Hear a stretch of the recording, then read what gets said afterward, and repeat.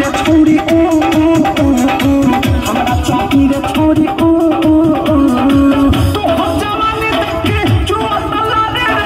चोरी कच्चे घर का सब हमारे मन ना कहो ले जा तू हमरा चाही रे छोड़ी अच्छा चाही रे छोड़ी हमरा चाही रे छोड़ी हमरा चाही रे छोड़ी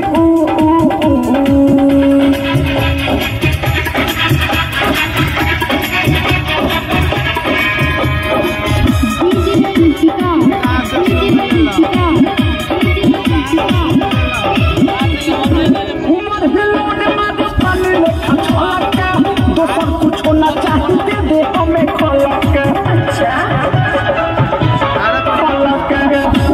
पानी लेखा छोलक दोसर कुछ होना चाहिए दे हमें खोलक दोसर कुछ होना चाहिए दे हमें खोलक बाबा उड़ाई ले को लौटा मोते कबले देवाला के पानी हम छोड़ा चाहे जलो बाड़ी तू हमके चाहिए रे छोड़ी हमके चाहिए रे छोड़ी हमके चाहिए रे छोड़ी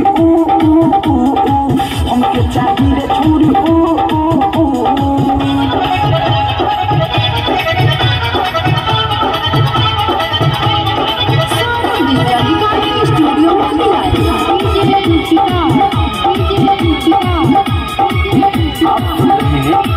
स्टूडियो ऊपर या नीचे